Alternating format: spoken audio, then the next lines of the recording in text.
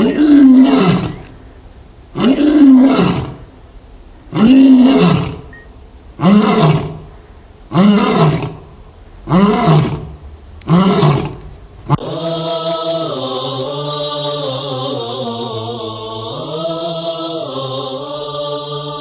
المسلم، احرص على نشر هذه المادة، فالدال على الخير كفاعله. يا أيها الذين آمنوا إن تنصروا الله ينصركم ويثبت أقدامكم.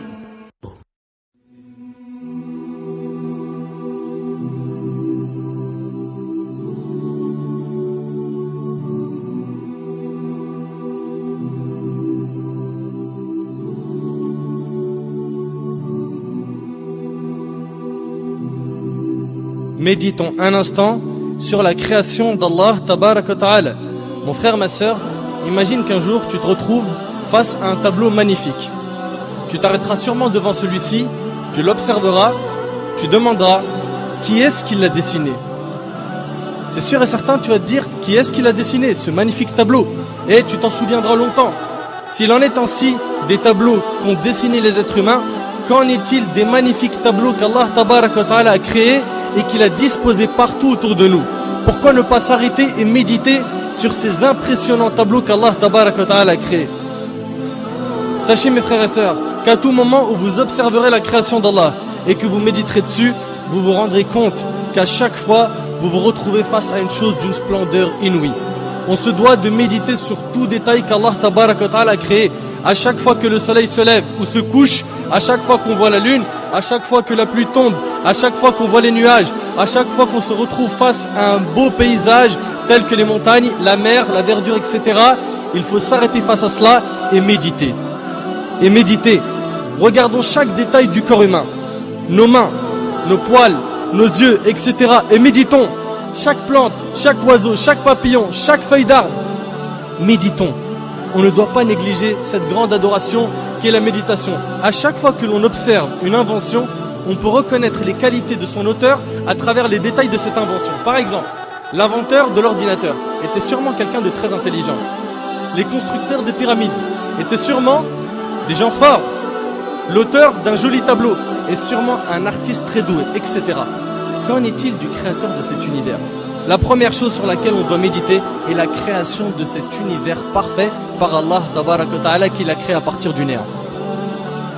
Allah Tabarak wa Ta'ala a dit dans Sourate Al-Baqarah, et médite un petit peu sur ce verset.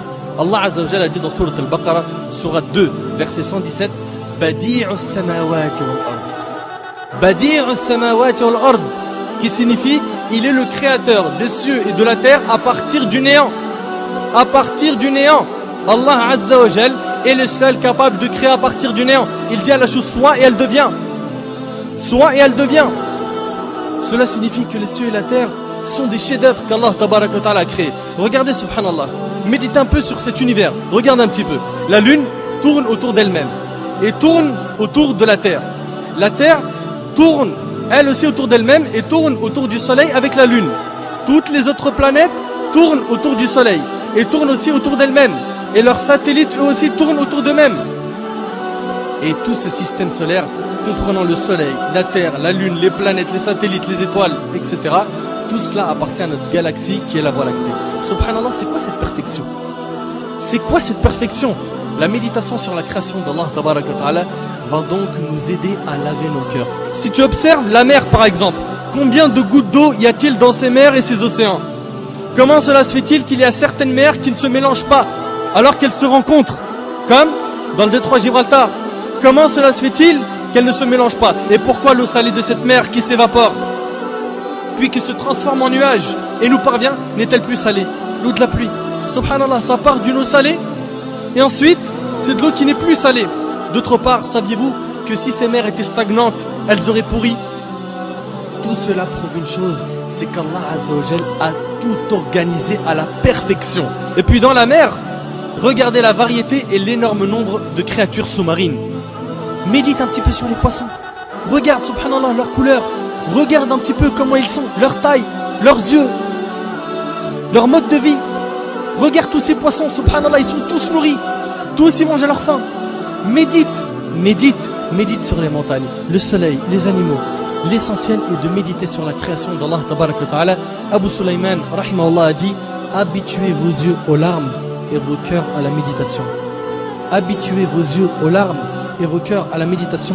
Mes frères et sœurs, je sais que cette adoration était ignorée par un grand nombre parmi nous. Faisons-la revivre afin d'améliorer notre relation avec Allah tabaraka wa ta'ala.